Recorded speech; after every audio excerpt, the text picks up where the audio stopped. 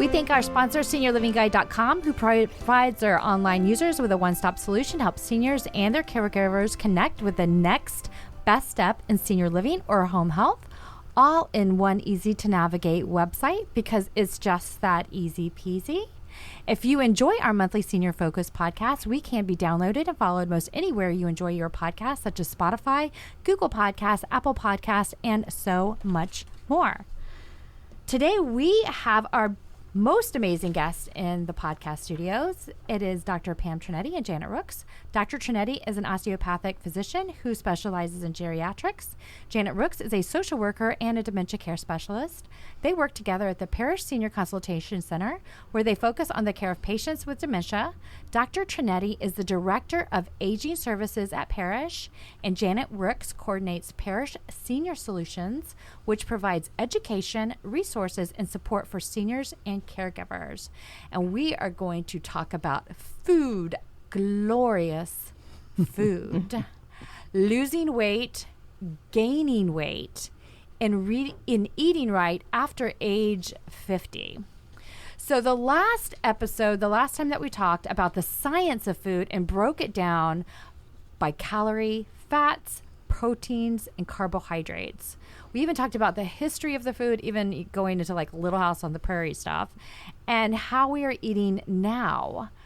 What are some of the problems with the American diet? Well, for most people, there's too much food around.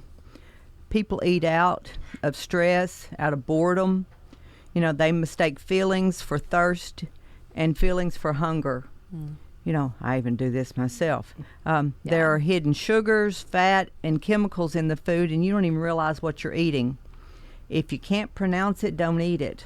And I found myself earlier today just trying to figure out what I was going to have for breakfast. Yeah. And it's like I'm drinking my coffee, really wasn't hungry, but I knew I needed to eat something. So, you know, it's better just to have that breakfast than to try to snack your way through your breakfast. Yeah, people eat out of comfort too. Absolutely. Food brings people comfort, and they even have a category called comfort food. Right. We've made that category. It's probably an American category for sure. Yes. Yep. And now I can pronounce all those big, long words. I went to big word school, and I learned all those nice chemicals. But we have to get back to simple eating. You know, we've elevated absolutely everything. Everything has to be perfect. You know, there's very few just plain natural foods that we're eating.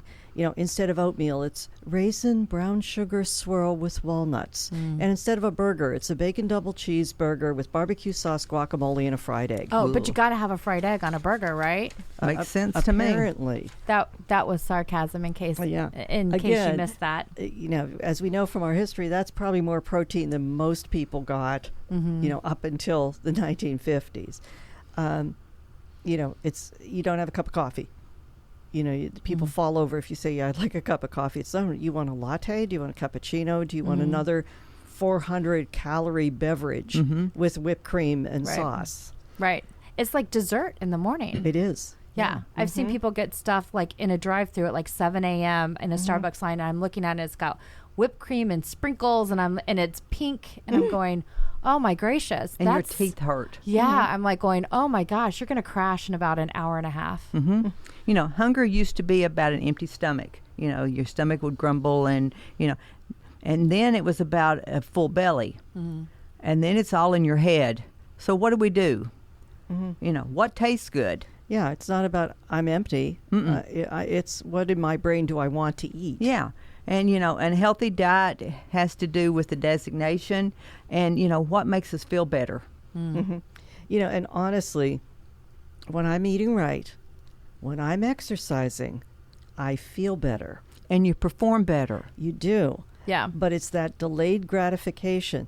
But then I come home from work and I've had a really tough day. I need comfort food. Yeah, pretzels with dip and chocolate and soda. I deserve it. I need the break. Not saying to myself, I'm going to feel worse for eating this. I used to wake up, and I know we'll be talking about our exercise and our diets a little bit later. I would wake up physically hungry. My stomach would be empty. I'd say, I am empty. I need food. We don't do that anymore. we aren't really hungry. Yeah. Yeah, I think and food is so accessible. All of the treats are so accessible. I mean, in office places, people have little bowls of candy. Grandma always has a bowl of candy, right? You can't go to grandma's house without a bowl of candy somewhere. And then checkout lines, when you check out at a grocery store, it's all the grab and go candy bars. I mean, all of the treats, the bad stuff, super, super accessible. And if you've had a bad day, or if you've been really good, or if you've exercised, you do think to yourself, well, I've been so good today. I just had a healthy salad, or I just didn't have a lot of stuff. I'm checking out with my healthy dinner. Oh, I can afford to have, M&Ms for dessert or something. And you may just grab them. So yeah, it is. It really is. We're super accessible in this country. So yeah, absolutely. So you're also thinking, what tastes good, and you've thought about your treat and everything. So what inspired this podcast, when we were talking prior to, is actually like concerns on the other end of the spectrum of not eating enough, especially not eating healthy per se. Let's talk a little bit about the underweight side. Sure. Well, sometimes, it has to do with individuals that have dementia. They forget to eat. I've already eaten. I'm not hungry. And it has to do with the fact that they just don't want to eat. And we see this a lot. The body chemistry changes, and they have the body wasting, and it just happens. I hear caregivers all the time, and I know you do too, Dr. Shane, I just can't get them to eat. They don't want to. And seeing that plate of food, I don't want it. They push it away. Or they just they're craving sweets, And I've heard you talk about your mom and her Klondike bars. That's the only thing she wanted. And, so it has to do with, sometimes with dementia patients, it has to do with what they see and what they want to eat.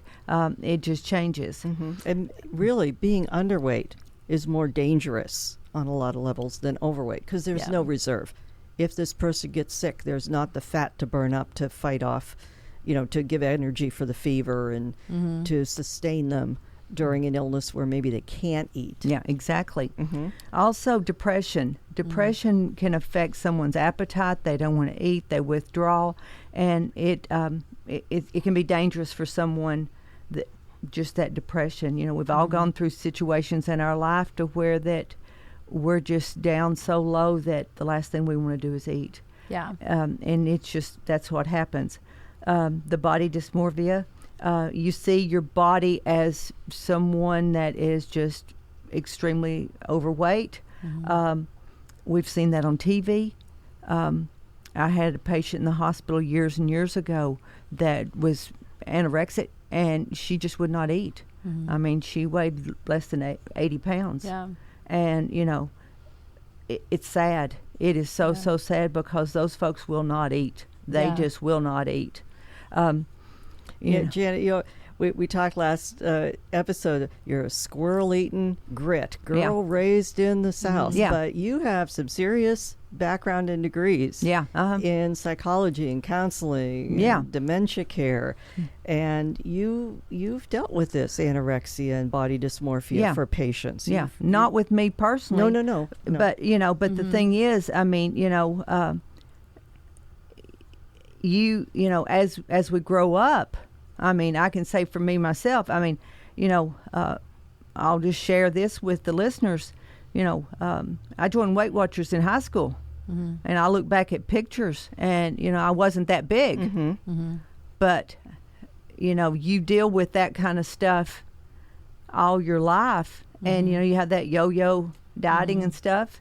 And it's one of those things to where that if you're told enough, then it deep seats in your brain. Absolutely. And you become what you're told. And you get old enough that you deal with it and you get over it. Right. But there's folks that don't get over it, and they suffer. So yes, I've seen those folks. I've tried to help those individuals, and a lot of times it's really, really sad. And there's also, the cost that's involved with foods. People can't afford the cost sometimes, or they'll say, I can't afford the fresh vegetables and stuff. Absolutely. We're really, really fortunate in our county that we have the food pantries and the food banks, and the counties providing, and even the government, if you will, is providing fresh vegetables and milk and this sort of thing now. I can remember as a kid up in Tennessee that, the government cheese, you'd hear, with the government cheese, the government powdered milk. It's more than that now. Right. I mean, it's the fresh vegetables, it's Yeah. the fresh fruits and this sort of thing, and even the meat. So it's not so much that it's unobtainable. Sometimes folks don't know where to go to get it. And with our seniors, it's hard. Yeah. It really is difficult for them to get it. Yeah, and I think sometimes when you start eating less food, because it's become a habit, you don't want more food just because your stomach shrinks, kind of. Yeah, I call it Yeah. the supermodel syndrome. Yeah. That, yes, your stomach shrinks, just like in people who are very obese, their stomach is stretched out bigger. So they eat a normal amount of food and they don't feel full. Right. So for these other folks, I'll say, you can't just say, I want you to sit down and eat this turkey and stuffing and rolls. You're going to have to gradually re-stretch that stomach so Right. that you can eat a normal amount. Yeah. Right. Yeah. Right. And then I think even some folks that may suffer from cancer or different types of illnesses, they read like cancer diets and things like that, and then, which is fine, but then they maybe take it to the extreme of cutting so much out that they're missing nutrients. Absolutely. That can happen as well. Absolutely. Yeah. And, and then the folks with anorexia, it's a control issue. They are going to control what goes in their mouth Yeah. for whatever reason that they have the anorexia, and it's usually a psychiatric issue. But that spills into that patient who has cancer who reads about the anti-cancer diet. I remember reading that Yeah. book Yes. years ago, and it was a lot of whole foods and raw foods. But then here's this person who is so anemic because they haven't eaten any meat Yes. and no dairy, so their Right. calcium is low. But again, they're trying to control. Right. It's a control thing. Yeah. Exactly. And there's a lot of fear with those individuals. Absolutely. Absolutely, just scared Yeah. to death. There's also, those individuals that have a history of using diet pills. And, years, and I'm not Yeah. going to mention any names or any of that kind of stuff. And then also the fad diets. They were, the fad diets, they're still out there. They're just not talked about as much as they used to be. But the Right. fad diets were they were all the rage there for so long. Yeah. And diets are starting to get a little bit of a bad rap, I think, a little bit in our society. But like diets, they want to call them more like lifestyle change type things versus diets. But they're definitely still out there. I know the advertising for specific diet pills are still rampant. That has not gone away. But yeah. So our bodies change as we get older, and that affects like our fat distribution, muscle mass, and how we look. That's just we talked, I think, a little bit about things are going to change, or one of our one of our very first podcasts, actually. So we talked a little bit about that. yes, and we have to accept that there's some changes, as you mentioned, and we have to work against the others. Our muscle mass is going to decrease. Our fat ratio is going to increase. Yuck. And that we need to be more careful about what we eat, our diet, and our exercise. Trauma and mental illness contributes to our food choices, and then also just the way we live our life. We're going to make different food choices. I love fried wings. I mean, I love them, but I'm going to eat them, but I'm going to not eat them every week like I used to. Right. And we're doing more about trauma and mental illness. And I think they found that a lot of folks who are at extreme obesity, 500 and 600 pounds, a lot of sexual abuse as children, that fat is a barrier. It's a protection Oh, yeah. to keep someone from hurting them. Yeah, no one's going to do this to me again. And whether it was a conscious decision or a subconscious, it happened. It's a decision that was made. And you're absolutely right. Yeah. But food can clearly, it's very mental it is. on several different aspects. It can affect people mentally, whether it's comfort food, whether, it causes the body dysphoria, which is clearly sounds like it's a mental, to protecting against any kind of abuse or anything like that. It really can be, it's definitely a control issue. Right. I mean, at one time it was basic. Food is fuel, and it still is fuel. But no, food is now comfort. It fixes problems. It calms our nerves. It loves us back. Right. Food has taken on that. But our body image, too. I kind of kid and say, after you reach a certain age, just don't look down. Just don't look down, because you're going to see those spots. You're going to see bulges. Yeah. You have to get to just love yourself and accept yourself. Just like we looked back at pictures of us as college, and we're like, wow, we look pretty darn good there. Yeah. But we didn't know it at the time. Right. It's what's on the inside that counts, not on the outside. That's true. And yet, all we see is what's on the outside. And we see an 80-year-old movie star who looks like she's 45 and constantly smiling. I don't think you knew this. My sister's a fitness model. Oh, I did not. And she said, hey, I'm in this ad in this magazine. Go look at it. And I looked at it, and there she was, and she looked chunky. And then after 8 weeks of this miracle cure, she looked like herself. And I said, why did you put on 30 or 40 pounds? She's like, are you kidding me? It's Photoshopped. Absolutely. They made me look heavier. And now, even though, she was a size 2, they even took off more of her thighs and her waist. I mean, so don't believe what you see. No. Never. That's my problem. I'm believing what I see. Make it stop. And you started talking about what happens, to our muscle and fat ratio. Our taste buds change. Oh, yeah. So we say, oh, I should be on a low salt diet, but we have a decreased ability to taste salt. So food just doesn't taste as good. Some foods that we used to enjoy, peppers, onions, tomato sauce, now upset our stomach. That is devastating for someone like me who has a vowel at the end of her name. The thought of no tomatoes and peppers and onions is awful. Your lower GI tract changes. So all those healthy things we say, green leafy vegetables and broccoli, you don't process them quite as well, and you become a gassy lassie. And, or you develop that lactose intolerance. You can't digest milk, or you have diverticulosis, so you can't eat nuts and seeds and corn and berries. Right. So yeah, even as you change, someone that maybe did not have heartburn now has heartburn from certain foods. Yes. So that does change as you get older. So you start really realizing different types of foods that are agreeable and not agreeable as well. And unfortunately, maybe it is the healthier, raw, unprocessed foods. You say, well, I can't eat that anymore. So I'll just have that nice bowl of cheesy broccoli soup instead of regular broccoli. Right.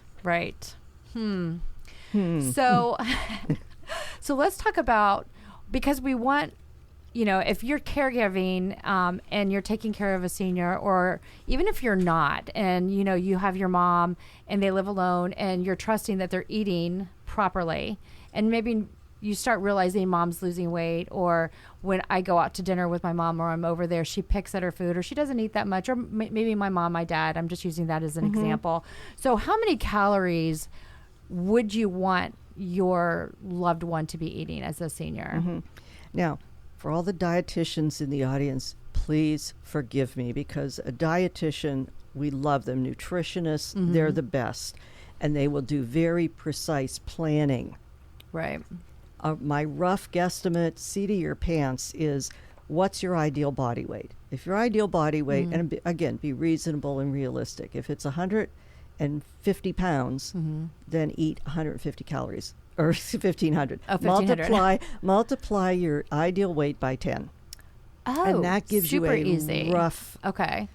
So if somebody that's says, to maintain. To maintain. Okay. Yeah. Now, or if somebody is weighing 98 pounds and they should weigh 120, okay, at least 1,200 calories a day. And we'll tell people, again, be realistic. Write down, what you're eating, how many servings in that one can of soup, and, where do you need to be and what are you taking in now? Right. Yeah, and a pound of fat is 3,500 calories. So an overweight person needs to decrease their intake or exercise to take it off. to get rid of that. And you need to know your calories. Most exercises burn 200 calories per hour. Yeah, you think you can get on a treadmill and you're like, boom, boom, boom, cheeseburger gone, French fries gone. Nope. 3 French fries gone. You have to exercise a lot to burn off heavy calories. If you're gonna, I call it strap on the feedback. I just call it that. But I like that. if you're really gonna do that, you really cannot exercise it off. Yeah, and a stroll around the neighborhood is moving your body, but it's not an intense cardiac workout. Right. And, you talked about a pound of fat is 3,500 calories. I suppose the next question, Darlene, is you're thinking, well, what about cannibals? How many calories are there in an entire human body? And it's over Super did not think about that, but let's hear it. It's well over 120,000 calories if you eat the whole person. Yeah. Okay. Yeah. Okay, so that's interesting. So on that note, I want to hear more about what diets actually work, and we're going to hear about that after our break.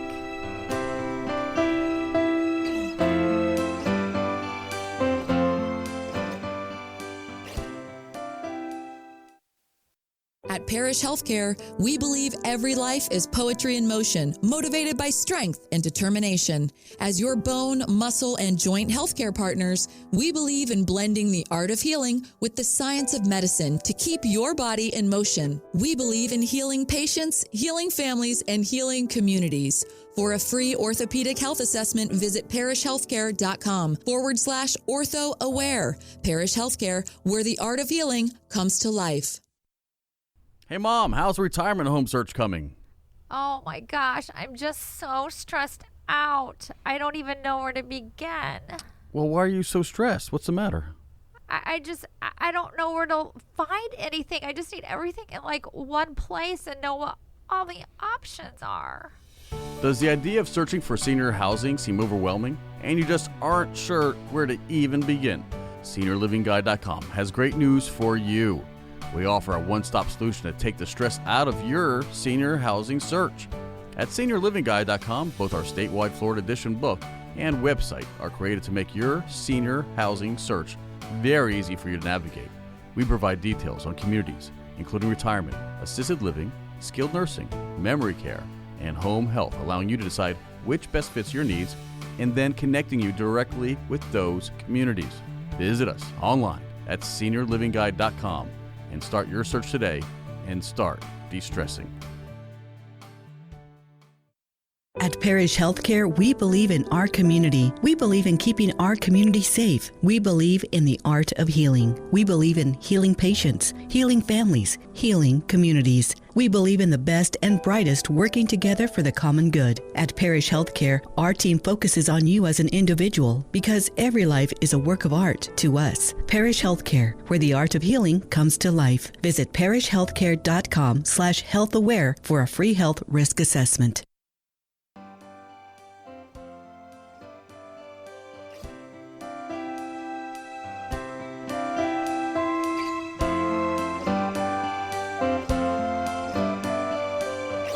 All right, thank you for taking some time out and listening to our sponsors, Parrish Healthcare.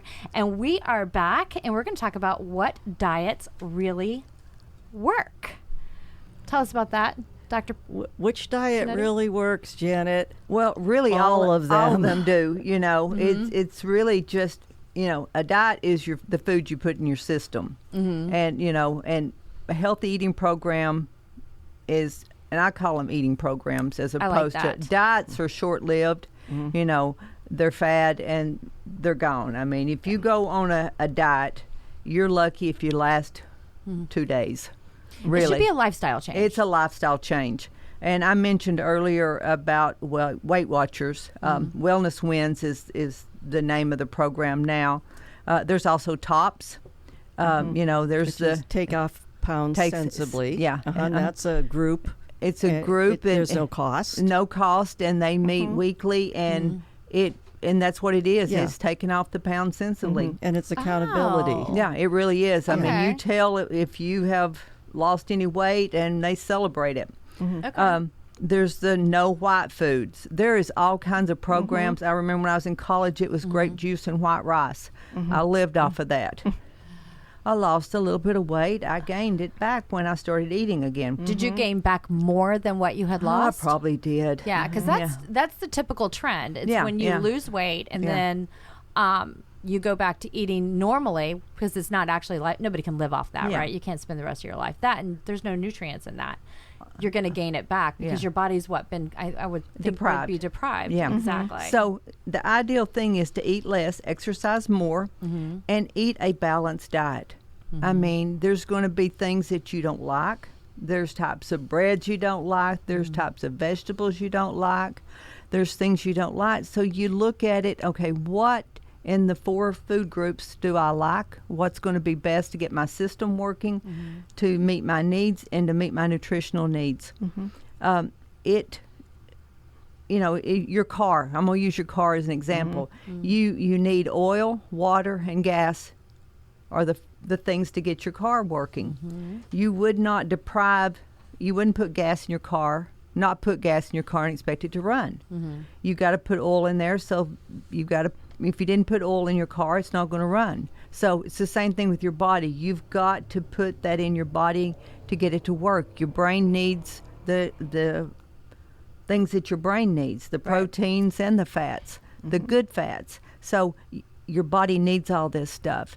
Don't cut out anything in your diet, your healthy eating program, and expect to make it work. If you feel deprived, you're going to feel deprived, right? And you're going to resent it, and it won't work. Exactly. Because I've done diets before. We've all done diets. Let's be real. I've done diets where I think I'm going to lose some weight, blah blah blah, and then I'm good, and then I can't take it anymore, and then I'm eating a plate of pancakes, and then you gain more. Yeah, and then you're like, well, I've already blown it. Well, I'm done. Yeah. And then it's hard to get back on that horse. Or I'll start on Monday, because Monday is the first day of the month. And then by the 3rd day of the month, you fell off the wagon, per se. Right. And then, I'll wait until next Monday. Right. And then you double up on all that eating and stuff. Right. It's never too late to start and take care of yourself. Your body's worth it. So, well, going back to Weight Watchers, I did Weight Watchers after my kids were born. Just to lose that baby weight. And I still, one of their programs, and I haven't been clearly in a very long time, but I look at food in points. I still do that to this day. Because everything is, and I don't eat fast food, because when I did Weight Watchers, that opened my eyes to how many points were in fast food. So I don't eat it at all, because I know one thing at a fast food restaurant and your points are done for the whole day. You can't eat, you'll starve, because you'll just be hungry. So I don't eat fast food just based on knowing what is in that. So it really is eye-opening, even just to learn. And I don't know if they still do points or not, but it was really, really, really interesting, because I do look at food not as calories per se, but as points, because I memorized it. I learned it really quickly. It was really interesting. Yeah. And Janet, you mentioned passing the no white food diet. That was avoiding anything that has flour, sugar, rice, and potatoes in it. Again, and you need some of those things, but that, again, it's changing your perception of food into what is this clean fuel I'm putting in to nourish my body. Yeah. I followed in the past. I did a lot of bodybuilding, and so I kind of developed a senior bodybuilder diet, and it is a higher protein, but not high enough to cause damage, and lower carbs. And it's based on, sometimes you have to eat stuff you don't necessarily want to, and you can't eat stuff that you do want to. Don't let the foods in the house. I always say it's like putting up a bikini model calendar and telling the teenage boy not to look at it. If you bring some donuts in the house, they will call to you from the kitchen. You will hear them whispering your name, and you take a quarter one and then a half of one, and then the half that's in your stomach is lonely, and you have to go get the other half and dunk it in coffee, and you'll do better tomorrow, right? Just And see, my thing is all right, I'm just going to get rid of them now, and then so it will be done. Oh, that makes a lot of good sense. I'll just get rid of too. all of it, and then we'll be done. Versus, because they'll just call me. Yeah, and my thing is, it's easier to say no at the grocery store. Yes. One time, than it is to say no a dozen times. Exactly. Or 40 times if you buy a thing of the vanilla cream cookies, which are my favorite. So that I put them in my cart, and I'll go around the grocery store and I keep looking at it, and then I go back and put them on the shelf because I'm not going to do it. Yeah. I just bring my stuff to the office. You do. You bring it to the office, and then I That's get perfect. into it. Yes. Yes. So, so what are some things that you can do? So you can do higher protein, low carb, limit the kinds of food, and then like water, multivitamins. What can you do to kind of spread out so you're not sitting down and just what I call it strapping on the feed bag? Yeah, but you seldom do that sitting at the kitchen table. You're doing it sitting on the couch, sitting in front of TV, sitting at your desk, sitting with a computer. And the whole thing about the plate, that 3/4 of your plate should be colorful. Like you should have a reasonable size of meat and at least 2 vegetables, and not the starchy vegetables. Technically, corn and peas and lima beans are starches. They're not vegetables. So Right. One thing that I did as well, and I still do it to this day, is I don't get the big plates out. I get the smaller plates. Because you feel like if you have a big plate, you have to fill it versus a smaller plate. If it's filled, it's not as much food. Just a thought. And I do too. I've got it's an old Tupperware plate because I used to sell Tupperware years ago, and it's called a square round, and it's a little square plate, and that's what I eat off of. Yeah. As So opposed to the dinner plate. Yeah, because the dinner plate, if you only put a few things on it, it looks like you just don't have enough. You're depriving yourself. You're depriving yourself. So it's if you have to retrain your body because of a lot of eating is out of habit.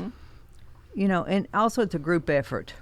One person, it's hard to be on a diet or on with one person. So make it a buddy effort. Have a friend, eating partner or whatever, somebody at work, somebody at the house or whatever. Keep a food diary, but be brutally honest. Okay, you're doing really good, and then you bought that candy bar at the checkout because you went in there to buy some water or whatever. And that candy bar was yelling your name. Write it on there. Be honest with yourself. Educate yourself about food and other diet tips. There may be something that, read and find out about it.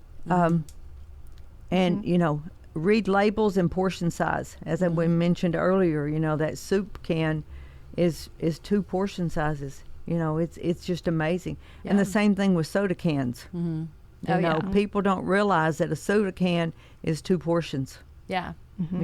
They look at that and they're gobbling down that soda can. It's 2 portions. Yeah, crazy. Or the bottle, I mean. And you really have to slow yourself down and take the time to really write down, take your time when you're shopping.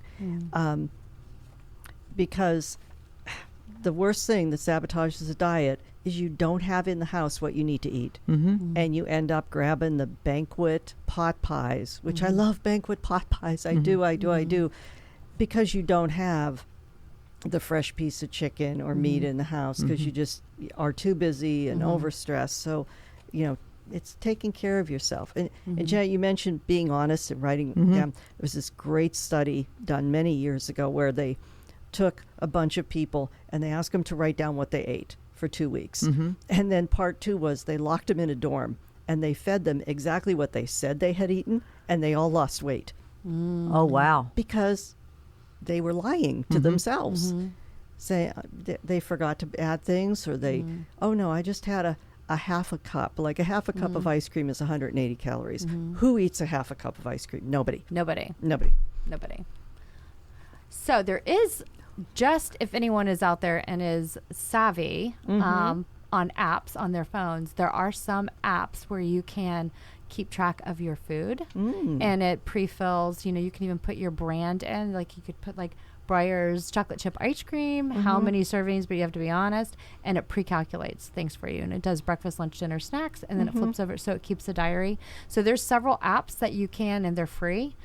So that might be something to look into if you're app savvy. Oh, that's neat. My phone is already smarter than I am, so that doesn't surprise me. So what about the person who was losing weight? Yeah, this is more dangerous, and we have to figure out, why are they losing weight? We look at every single organ system. Believe it or not, new onset diabetes presents as weight loss. Thyroid disease, overactive thyroid. Then you look at the brain. Are they depressed? Do they have dementia? Do they have a problem with their GI tract? Do they have oral thrush that is now impairing their taste, so they're not eating? Is a side effect of one of the medications, or is somebody simply not giving them enough calories? Right. And once we go through the history and physical exam, medication review, lab work, then I start doing x-rays and CAT scans to say, is there cancer hidden somewhere that is robbing this person? Because cancer secretes certain chemicals that cause people to lose weight. Plus, I always tell people that the cancer seems to eat first. Right. So and we call it an occult malignancy. Hidden cancer can present as unexplained weight loss. AIDS can be unexplained weight loss. There's some other infectious diseases that. So it's a very serious thing that we take very seriously. And while I'm doing all those tests, Janet is looking at the person and the family. I'm going to look at the dynamics between the patient and their family, because a lot of times you may have someone that's depressed, someone in maybe even, an abusive situation, and the only thing they've got control over is what they're eating. So that may be it, or they're being deprived. If it's a senior that their caregiver is keeping food from them. So you're going to look at the family dynamics. Is there a psych history? And drilling down and to find out, okay, is there a psych history? Is it presenting that way? Because just because someone's getting older doesn't mean that psych history is going away. Right. And a lot of times it's intensifying now that they're getting older. It's coming out. They have, over those years, they have found a way to keep it hid, and now that inhibition, that filter that they had and all that, it's gone. So now that psych history is coming out, and they can't control it anymore. So the only thing they're controlling is what's going in their mouth. So what do you find, and this is just a quick question, with folks that have issues with food prior to getting dementia? Does it intensify with dementia as far as not being able to eat, that maybe have anorexia or things like that? Do you find that the dementia makes it worse? Or Yes, yes, it does. It Yeah. does, because they're looking at, I don't eat white stuff. I don't want anything that's green. I'm not hungry. And then the dementia, they think they've already eaten. So and I'm not hungry. And then the family's agonizing because they bring them to the doctor, and they've lost another pound or two, and then heaven forbid, and then there's that fear that what's happening. And so it's really sad. Yeah. And we'll have to tell folks that okay, your mom is losing more weight, and you have to be a detective, and you have to be a little pushy, because you say, well, Mom, what'd you have for breakfast? Bacon and eggs. Okay, are there eggshells in the garbage can? Is there a package from bacon? Look in the refrigerator, look in the cupboards, because we have so many people say, well, I have a whole freezer full of food. Okay, is it coming out of the freezer, or is the person eating it? Well, Mom said she had dinner. Well, and does Mom know how to work the microwave? Does Mom have the ability? That's when we say have finger foods there, have bananas, something that she can grab a hold of, cheese, fruit, in the refrigerator. Wash the grapes, have the stuff there so that when she opens up the refrigerator, it's right there. Or have, the soft granola bars, the breakfast cereal bar, the breakfast bars there, so that when she meanders in there, they're there. Right. Or have someone there, a caregiver, that's going to prepare those meals. and make sure eat they're with eating. her. But so yes, I know Yeah. we've gone way around it, but yes, in answer to Yeah. your question, yes. Yeah. Because my mom did not have dementia. She was sharp as a tack, but when she had cancer, she was trying really hard to, cancer eats first. She was afraid of feeding that cancer. So she did everything to avoid feeding the cancer. And in actuality, it was really harmful to her body. And we really didn't realize she was eating, she was malnourishing herself. We would eat with her, but she would push food around, eat some, say she was full. So we really didn't realize that she was probably not eating, she clearly wasn't eating properly. So it's definitely a concern. You have to really watch and see how much is left on the plate and how many excuses are made for not completing a meal or eating the proper things. Like if you order a meal with protein like fish or something, that the fish is still on the plate and they've just eaten a couple bites of lettuce. And you're realizing that's a huge salad and you only ate a couple bites of lettuce and you're suddenly full and you ate no protein and you just pushed a lot of the pushing of the food around was a really big key. So how do you help people that need to gain weight? And I'd like to just mention one other medical issue that we see is the wife whose husband has heart disease, has had a stroke, and he was told, you must be on a low salt, low fat diet. And she decides that that's how she's going to cook and that's how she's going to eat. So she meanders in. When your blood pressure is lower than your age, you're in trouble. Yes. So she's coming in weak, falling blood pressure of 80 over 40, and she weighs 90 pounds. Yeah.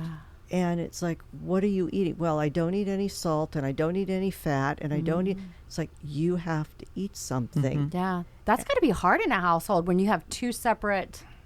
Well, you have to set boundaries. You have to realize you are two separate people. Yeah. Well, I don't want to have the food in the house. And then that's when Janet comes in and says, well, you're not going to do much good if you fall over and break your hip. Yeah. Wow. Yeah. That's just, that makes it complicated for a spouse that she's cooking this way. Yeah. It's, yeah. Well, I'm so glad you're able to help them maneuver through some of those issues because you don't think about that, but for sure. Yeah. And sometimes it's just bringing it to light and saying, it's okay. You don't have to eat that way. Right. You can put seasoning in your food. You can do this. Yeah. And, have that little bowl of ice cream. Just because he can't eat it doesn't mean you can't. And, you can have that. Yeah. But she's so afraid of him, of losing him. Yeah. Right. But you have to bring him in. You have to bring the group in and say, sir, can you promise us that she can have a biscuit with butter and you won't eat that because you shouldn't, but she really needs it because you're going to lose her. Yeah. Wow. Yeah, and that's a conversation I would assume you would have with both of them so that they both understand the physical needs of each person are completely different and have to be respectful of each one separately. And then sometimes you have to bring the adult children in. Yeah. Yes. And get everybody else on board because she's going to be so worried about him that sometimes she ends up in worse shape than he's in physically. So it gets kind of interesting. And that happens a lot, doesn't it? Oh, yeah. Yeah. And Jan, we talk about kind of going with the flow and not really pushing and not starting an argument except when it's safety. Yeah. And nutrition is safety. It's basic for health. And we've talked about having to make Ensure milkshakes and throw some ice cream in there. And, I was underweight as a child and my grandmother would put a raw egg in the milkshake, which I think will get you jail time now. Right. Because I don't think you can't make cookie dough batter with a raw egg because the raw eggs are an issue. That's it. But I don't know how we lived. I don't know how we did with what our grandparents and our parents did to us. And, Exactly. But you were right on the money is healthy finger food, grab and go, and getting that nutrition in, whether it's hiring somebody to make a meatloaf and then sitting down with them and having the meatloaf and the mashed potatoes, because otherwise they would have a piece of toast. Yeah. And, you can hide vegetables in the meatloaf, like we used to with our kids, grate up carrots, and put in the meatloaf, puree peas and put in the meatloaf. And then with the tomato sauce and everything, it hides those flavors that they may, and if the texture's a problem, then you just puree it. But you can put those vegetables in the meatloaf. There's a lot of things that you can hide, and the recipes are out there. So it's all about, you've got to get creative. You've got to get smarter than the disease, and you just got to put forth an effort. Yeah. And you can. And get involved. And you were talking about the Ensure milkshakes, the instant breakfast things. The flavor it may be a little bit more, taste a little bit better than that. It won't taste as vitamin-y, but you can put the milkshakes in there, and the ice cream in there. But the Ensure and the other meal replacements like that, they're good too. And I'm not saying anything bad about them, but I know that you get a lot of the vitamins and stuff. Do what works best for you, but you need the vitamins and that sort of thing. We've talked about that, but get the food in them, and not a whole lot at one time. 4 ounces a couple of times a day. After mid-morning, mid-afternoon, and then one at night. So, they're going to sleep better. You're going to sleep better. And as a caregiver, don't forget that you need that too. So, it works. I will say this. One thing that I did start doing was smoothies, like veggie fruit smoothies, and you can put scoops of protein in it. And they're really, really good. And they'll sip on that. It's not a big commitment. And they're getting those nutrients in. If you're not putting, sugar and stuff like that in it, you just put ice in it. You can make them really good. Now, I did put some agave in it because I was thinking that agave was a good, healthier choice. But just, if you don't put a lot of junk in it, which if you do it really organic and it's all fresh fruit, fresh veggies, it's really good option that they don't even really realize they're getting all that nutrients. Don't beat yourself up for using some of that stuff because it's all pliable. If it doesn't taste good, they're not going to drink it. Yeah. If it's like if you'd made that smoothie without that, you probably wouldn't have enjoyed it. Yeah. So your body needs some of that natural sugar for energy. Yeah. So don't beat yourself up and go completely cold turkey. Yeah. Because if you used a half a cup of it, that's different than a tablespoon. Right, right.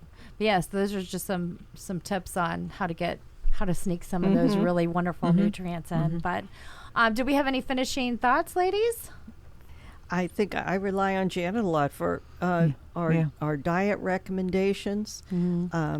I think like we've all been on those diets. We all know we can eat better. Yes. Never too late. You were talking about protein in the smoothie. You can also put protein in muffins. Make the breakfast muffins and put, they have the protein that you can get at the health food store. The grocery store has a lot of it too, but you can do a scoop of protein in a breakfast muffin and have it with coffee or tea or whatever, and you've got the extra protein. But make sure you're not overdoing it, but make sure you're getting enough. And that's something that just don't make the huge muffins. If you've got someone that's not wanting to eat that much, do the little baby muffins and do 2 or 3. Make it something pretty. Make it something that's going to be, exciting, just like we used to with our kids. You do it and do it exciting and playful and all that. You don't have to make smiley faces on the pancakes, but if you want to, that's okay too. But, make mealtime enjoyable. Make the meals not a